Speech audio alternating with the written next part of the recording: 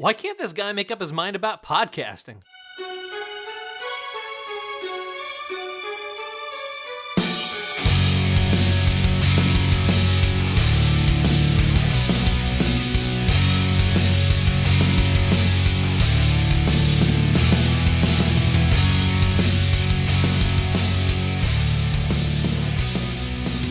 Hello and welcome to the long-awaited return, the long-anticipated return of Podfreak.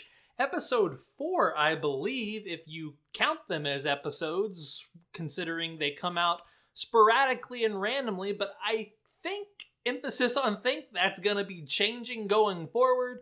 And by long-awaited return, of course, I mean the return that nobody except for myself even really considered or thought about. But that's okay too, because that does not mean that there are not people out there who will not get enjoyment out of this show. For the time being, I am going to scrap stuff like the news, stuff like who would win, stuff like wife questions, and I'm just going to experiment with trying just the review, even though it's short. I maintain authority, I guess. I don't know. I maintain the right to change my mind on that, but starting off, I want to focus more on comic books, and I'm not sure I want to do just comic book news because I'm more interested in video game news. What I might do is talk about the new Marvel shows as they come out. I really just want to play it by ear, but because I don't know completely what I want to do, rather than wait until I have like this perfect plan, my plan was to just start recording, play it by ear, and for the first week I decided, hey, we're just going to do the review and figure out what works and doesn't work, and who knows, maybe some of you will appreciate a shorter podcast. Today, though, we are going to be talking about the original movie in the Marvel Cinematic Universe, Iron Man. My thought process is going forward until such a time that I'm bored or decide to change it, that we are going to be doing reviews of all of the Marvel Cinematic Universe movies in release order. And the reason I want to do that is because I was having a lot of fun doing Marvel content on TikTok, and since I did enjoy doing TikTok enough that I eventually said, okay, actually, I want to try to focus in on this and really up the quality, hone in on one topic, try to get more traction. I chose video games, and because of that, I couldn't talk about the Marvel shows as much as I had been, which kind of bummed me out. So I thought, well, maybe I'll bring that back to the podcast, and we are going to be talking about the original Iron Man. No script, no plan for how long this is supposed to take, just talking until I don't have any other thoughts about Iron Man. And hopefully somebody out there will enjoy listening to that. So, even after all of these years, what is it? It's 13 years since this movie came out. It is still my favorite movie in the Marvel Cinematic Universe. And I know there are some people who will hear that and roll their eyes. They're like, the first can't be your favorite. You're saying that they got it perfectly right the first time and that they never improved after that. That's not exactly what I'm saying. I am saying that, I guess I am saying in many ways there were a lot of things they got perfect the first time. And while they have definitely not diminished their quality, aside, every movie's hit or miss, even within the Iron Man trilogy.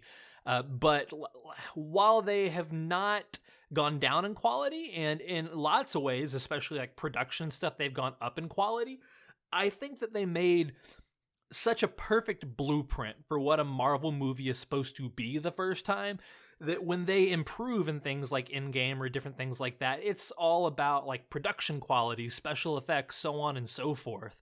The nuts and bolts of what make a Marvel movie great were established in that film. And it's okay for them to make what is, in my opinion, a nearly perfect movie the first time. It doesn't mean that the other ones aren't better or aren't equally good. It just means that they did so well the first time that it is a viable choice for someone's favorite, even if other movies are as well. It does not mean it's downhill from there.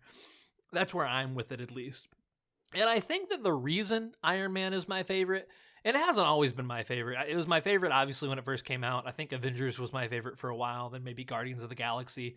But I came back to Iron Man, and the reason I came back to Iron Man is because Tony Stark is my favorite character in all of the Marvel Cinematic Universe, And when I went back, I don't remember if it was the watch through I did before Infinity War or if it was the one I did before Civil War. I think it was the one I did before Civil War. When I went back and rewatched through all of them, like in order, I'm not sure if I did chronological or release that time, but all together, I realized just why Tony Stark is my favorite character when watching that movie. And the fact that they had no idea what this thing was going to become, and aside from being just a really great movie, they laid the groundwork for what would be Tony's character arc the entire 23 whatever it is films all the way to Endgame, and really stuck with it and had deep, impactful, meaningful moments in that movie that affect everything else he does from there on out, is really astounding when you think about it. Like, with the original Star Wars movie, they didn't know if they were going to make more, and they still ended it on a cliffhanger.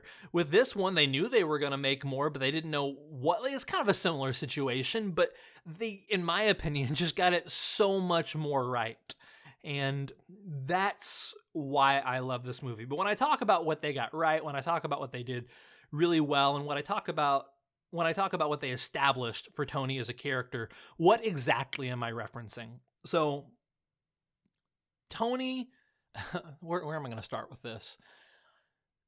This movie is an origin story, but it does not feel like other origin stories you have seen. I think in part due to the fact that his origin story was not already a cliche that we had heard a million times, like Spider-Man, and because of the direction of Jon Favreau that made it feel so much more real, right? Like when I watched the original Spider-Man movie, the Sam Raimi one, and I didn't know Spider-Man's whole story. I just knew that he shot webs. Maybe I knew about his Uncle Ben and all that, but I don't think I did because I was pretty young.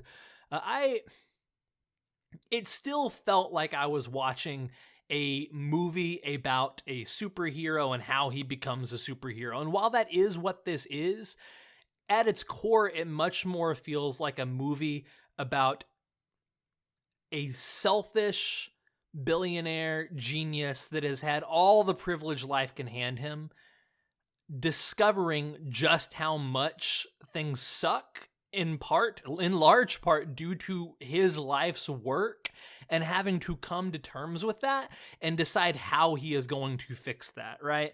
Like with Spider-Man, there's definitely the idea of with power comes great power comes great responsibility, and I'm not like negating that. Like we don't have to pit the two against each other.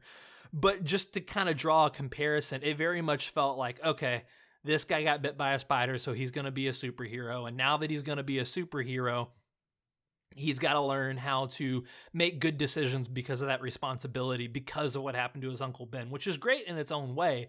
But what I like about Tony Stark's origin story is it feels less about like, this guy's Iron Man, so now what is he going to do about it? And more like, this happened to this person, so what is he going to do about it? He is going to become Iron Man.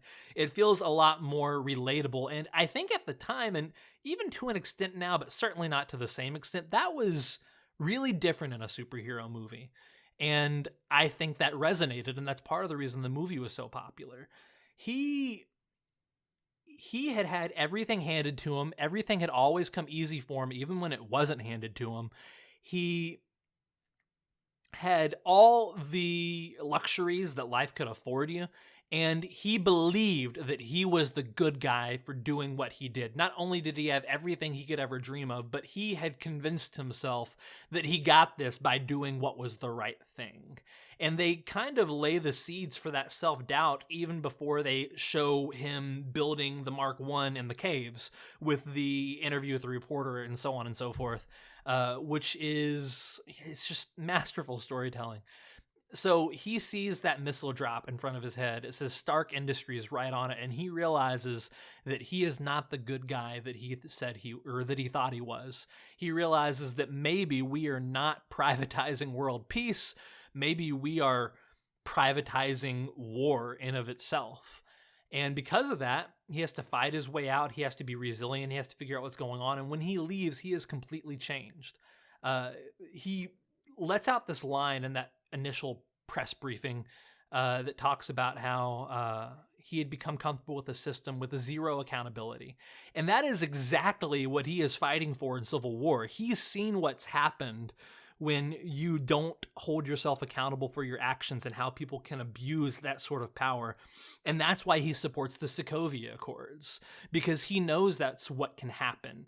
And we don't need to get into Civil War. That'll be its whole conversation in of itself. But I just say, yeah, Tony needed to be held accountable, but Cap didn't. But that's not the point. You don't know who needs to be held accountable until the bad things happen. That's why we hold ourselves accountable.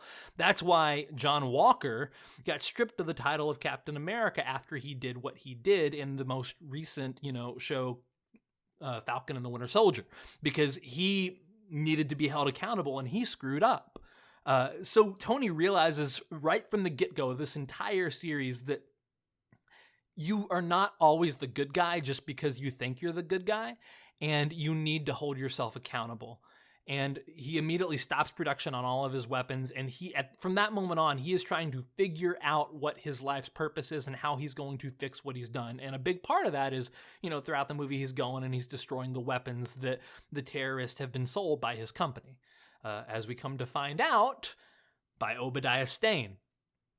I think that Obadiah Stane is one of the most underrated villains in all of the Marvel Cinematic Universe. And when I say underrated, I don't mean that he's one of the best. I think I counted up my opinions of who are the best villains a few weeks ago with a friend, and the conclusion I came to is I think he was like 6 or 7. But he is more effective than most of the mid-tier Marvel Cinematic villains, because he is a mirror of everything Tony was and everything Tony could become if he truly had given into the worst sides of himself. And while Tony was never at the level where he wanted to hurt people to get money, he was at the level where he was okay if that happened because it's for the best. It's just what we got to do to keep things moving, and it makes me money, so I'm not going to question it. Obadiah is that to its entirety. He wants to create these weapons. He is the one selling the weapons to the other people so that he can make money off of it. And he wants to get Tony out of the picture even before all of the Iron Man stuff happens, because he recognizes him as a threat to his financial success. And the delivery of that scene where he pulls the arc reactor out of Tony's chest is just bone-chilling. Not only is he not a relatable villain, but one with a believable motivation instead of just I want to destroy the world. He is a villain that we see in our real life. He is corporate greed. But not just his character motivation, which while not super relatable is definitely super feasible and something that we can see in our own lives. Maybe not relatable with us, right? Not like Thanos, well, I guess he's got a point, but he's going about it the wrong way. More oh, we've seen this happen in real life, so we know it's a thing. But not only does he have good character motivation that makes him have depth and is a good rounded character, the performance is just amazing. That dude legitimately seems like a guy who is obsessed with money and doesn't care what happens to anyone. And as he slowly gets a hold of this technology that Tony is keeping from him, it makes him go power hungry, insanely power hungry. Past all that, Pepper Potts is an amazing love interest that really keeps Tony grounded. And I'm glad they kind of went different from the comics in that, because that relationship is really important for Marvel Cinematic Universe Tony throughout his journey and plays a big part in it. So I don't want to undersell that. I already talked about how great of a director Jon Favreau was for the movie. I hate to leave anybody out, but I think that that's about everything I can think of. I felt like there was one more thing I wanted to say. Oh yeah, I just wanted to say that the movie is very tightly written. It seems like there's no wasted space. It seems like you go from one scene that matters to another scene that matters to another scene that matters, and they're all engaging. I know that people love these big CGI fight scenes, and those are obviously in here. I don't like it when there's prolonged action sequences. I want character development. I want plot. I want to be engaged in what the characters are feeling and why they are making the actions they're doing, rather than watching a stunt reel. And they both have their place, and this movie definitely has CGI action sequences as well, but they don't seem to overstay their welcome. They are not the primary motivating force of the movie, and that's something that really just resonates with me on a personal level. So all in all, I think I've gushed about this movie about as much as one can gush on a movie. It really is my absolute favorite Marvel Cinematic Universe film.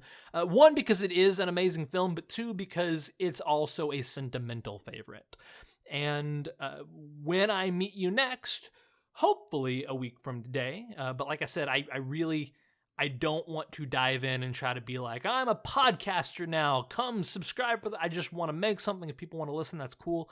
And I'll figure it out and tweak as I go, as long as I'm having fun and have time, because that has made my TikTok experience so much more fulfilling than just deciding one day I'm going to be a TikToker. And I hate that mentality. So when you see me, hopefully in a week, I probably won't be gushing this much, because the next movie in the Marvel Cinematic Universe, not university, that would be a college, is The Incredible Hulk, which is notoriously, depending on who you ask, the worst one. But I had a lot of fun. This is a short podcast. These might all be short. That's fine. I had a lot of fun. Hopefully we'll see you in a week, but if not, goodbye anyway.